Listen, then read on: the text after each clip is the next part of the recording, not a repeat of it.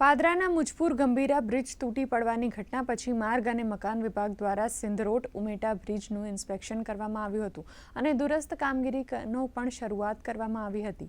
મુખ્યમંત્રીની સૂચનાને પગલે આ કામગીરી થઈ રહી છે। દુર્ઘટનાને ટાળવા મહીસાગર નદી પર આવેલા આ બ્રિજના બંને છેડેથી ભારે વાહનોને પ્રવેશતા અટકાવવા માટે ગટર લગાવવામાં આવ્યા છે। હોર્ડિંગ લગાવીને પણ પ્રવેશબંધી માટે જાણકારી આપવામાં આવી છે। સિંધરોટ ઉમેટા બ્રિજના ઇન્સ્પેક્શન વખતે પેરાપેટ અને પિયર કેપના ખુલ્લા સળિયા વગેરેમાં ક્ષતિ જણાતા બ્રિજ કન્સલ્ટન્ટની સૂચના મુજબ રિપેરિંગ કામ ચાલી રહ્યું છે। નાયબ કાર્યપાલક ઇજનેરે જણાવ્યું હતું કે ઉમેટા બ્રિજની બાજુમાં નવીન 2 લેન બ્રિજ તૈયાર કરવા ડીપીઆર બનાવવાની કામગીરી પ્રગતિમાં છે। પ્રદેશના જે પુલોમાં ક્ષતિ જણાતી હોય તેને રિપેર કરવામાં આવી રહ્યા છે।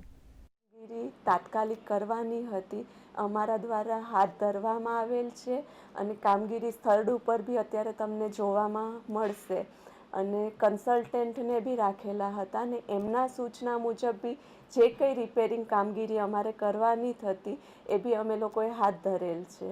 ત્યાંથી અવર જવરમાં કોઈ જાતની મુશ્કેલીઓ નથી પડતી, એનું ધ્યાન રાખીને કામગીરી રેગ્યુલર રૂટીન બેઝ ઉપર બી થાય છે ત્યાં।